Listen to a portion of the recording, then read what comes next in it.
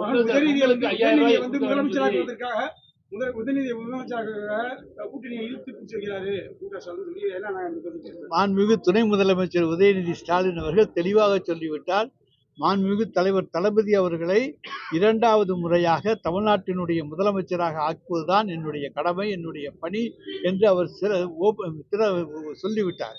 இதிலிருந்தே நீங்கள் தெரிந்து கொள்ளலாம், நிச்சயமாக அவர் அதற்கான போட்டியில் இல்லை. அவர் தன் தலைவரை முதலமைச்சராக்குவதற்காகத்தான் இன்றைக்கு தேர்தல் களத்திலே மும்முரமாக பணியாற்றி கொண்டிருக்கிறார். பொங்கல் பண்டிகைக்கு 5000 ரூபாய் எடப்பாடி பழனிசாமி கோரிக்கை வச்சிருக்காரு. அது எடப்பாடி பழனிசாமி அவர் ஆட்சி காலத்தில் கொடுத்திருக்கலாம், கொடுக்காம இருந்திருக்கலாம். ஆனால் நாங்கள் எங்களுடைய இதை நாங்கள் இப்பொழுது சொல்ல மாட்டோம். அது என்ன என்பது அது ரகசியமாகத்தான் இப்பொழுது இருக்கும். அது திடீரென்று அறிவிக்கப்படும். ஒரு கண்ணில் வெண்ணெய்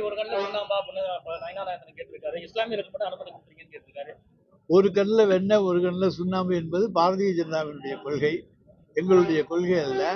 அங்கே அந்த ஜமாத்து மேலே வந்து சிக்கந்தர் மலை இருக்கிறது. அதில் தற்காவல வழிபாடு செய்வதற்கு அனுமதி கொடுப்பதிலே ஆண்டுதோறும் நடக்கின்ற விழா தான். எனவே அதில் அனுமதி கொடுப்பதிலே தவறு கிடையாது. திருப்பரங்குன்றம் பிரச்சனையை இதுவரை யாரும் எழுப்பியதாக வரலாறு கிடையாது. முதன் முறையாக தமிழ்நாட்டிலே கால் ஊன்ற வேண்டும் என்பதற்காக, எதை சொல்லி மக்களை திசை திருப்பலாம் என்பதற்காக பாஜக போட்ட திட்டம், RSSோடு சேர்ந்து போட்ட திட்டம், அது அன்றைக்கு தோல்வியடைந்து விட்டது. தமிழ்நாடு மக்கள் விழிப்புணர்வு உள்ளவர்கள். அவர்களுக்கு எது சரி எது தவறு என்பது தெரியும்.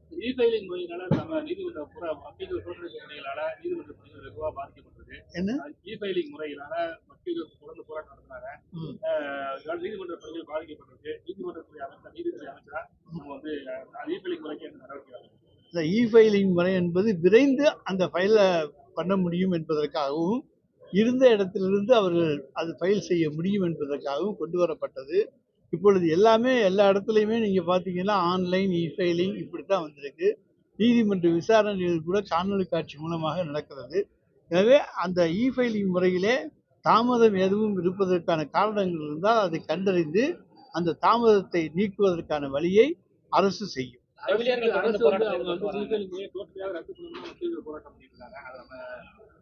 அது நாங்கள் நீதிமன்றத்தினுடைய உத்தரவுகளிலே குறுக்கிடுவது என்பது தவறாகும்.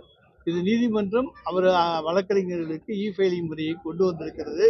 அதிலே குறுக்கிட்டு அரசு எந்த விதமான கருத்துக்களையும் சொன்னால் அது பொருத்தமாக இருக்காது.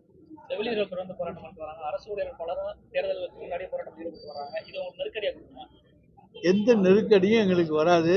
எல்லா நெருக்கடிகளும் சுலபமாக தீர்க்கப்படும். நிச்சயமாக எல்லோருடைய ஆதரவோடும் மீண்டும் திராவிட மாடல் ஆட்சி பார்ட் 2 தலைவர் தளபதி அவர்களுடைய தலைமையில் தொடரும். திமுக கூட்டணியை உடைக்க எதிர்க்கட்சிகள் பல்வேறு விமர்சனம் முன்வைக்கிறாங்க. அதே நேரத்தில் அதிமுக மெகா கூட்டணி அமைச்சு ஜனவரிக்கு பிறகு மெகா கூட்டணி அமைக்கின்றாங்க.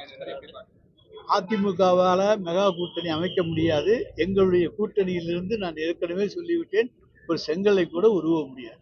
காலங்கள் மாறுகிறது, அரசியல் எதிரிகள் மாறுகிறார்கள். அரசியல் எதிரிகளாக வந்து புதிய கட்சிகள் நாம் பார்க்கலாமா? நாங்கள் அரசியல் எதிரிகளாக புதிய கட்சிகளையோ எதையுமே பார்க்கவில்லை. அதாவது திராவிட மாடல் ஆட்சியினுடைய கருத்துக்களுக்கு எதிரானவர்களை நாங்கள் எதிரிகளாக பார்க்கிறோமே தவிர வேறு யாரையும் நாங்கள் எதிரிகளாக பார்க்கிறோம். புதிதாக வந்தவங்களும் சரி, பழசா இருக்கிறவங்களும் சரி, திமுகவை தான் வந்து வீழ்த்தணும் அப்படின்னு நினைக்கிறாங்க. அந்த பார்வை எப்படி பாருங்க? எல்லாரும் வந்து பழுத்த மரத்துல தாங்க கல்லடிப்படும். அதுபோல எல்லாரும் எங்களை நோக்கி வந்தா தான் அவங்களுக்கு ஒரு விளம்பரம் கிடைக்கும். திமுகவை சொல்லித்தான் அவர்கள் இங்கே வர முடியும், பேச முடியும். திமுக தான் எதிரின்னு சொன்னா தான் எவனும் திரும்பி பார்ப்பான். அதனால தான் திமுக மீது இன்றைக்கு சொல்லிக் கொண்டிருக்கிறார்கள். அதிலிருந்தே தெரிந்து கொள்ளலாம் திமுக என்பது தமிழ்நாட்டினுடைய அசைக்க முடியாத சக்தி என்பதை நீங்கள் தெரிந்து கொள்ளலாம். திமுக சார்பாக தேர்தல் அறிக்கை குழு நியமிச்சிருக்கோம். இதுல வந்து தேர்தல் அறிக்கை குழு வந்து நாடக கம்பெனி அது சீக்கிரமே திவாலா இருந்து நயினா நாகேந்திரன் சார். நயினா நாகேந்திரனுக்கு நாடக கம்பெனி எல்லாம் பழைய காலத்துல தான் இருந்துச்சு. இப்போ வந்து நாடக கம்பெனிக்கெல்லாம் போட்டால், வள்ளி திருமணம் போட்டால் யாரும் போடுறதில்ல. அதெல்லாம் அவருக்கு தெரியல. தூக்கத்தில் இருந்துட்டு இப்போ தான் முழிச்சிருக்காரு. தலைவர் பதவி வந்தவுடன் முழித்து கொண்டிருப்பவர் தான் பார்த்த வள்ளி திருமண நாடகங்களையும் மற்ற நாடகங்களையும் நினச்சிக்கிட்டு விடிய விடிய நடக்கும்னு நினச்சிக்கிட்டு அதெல்லாம் சொல்லிட்டு தர்றாரு. நிச்சயமாக இது நாடக கம்பெனி அல்ல, களைவதும் அல்ல. இது நல்ல திட்டங்களை, நல்ல அறிக்கையை தமிழ்நாட்டுக்கு தருகிற தேர்தல் அறிக்கை குழு தான் இந்த குழு நல்ல திட்டங்களை நிச்சயமாக திமுக அரசு தமிழ்நாடு பெயரை நீக்க வேண்டிய காரணம் என்னன்னு சொல்லி சீமான் கேள்வி கேட்டிருக்காரு சார். தமிழ்நாடு திமுக அரசு தமிழ்நாடு நேமம் வந்து நீக்கிறதுக்கு காரணம் என்னன்னு கேட்டிருக்காரு சீமான் கேள்வி கேட்டிருக்காரு. அரசு போக்குவரத்து தமிழ்நாடுங்கிற பேர் இல்லைன்னு சொல்றாங்க. எல்லாத்துலயும் இருக்கும்.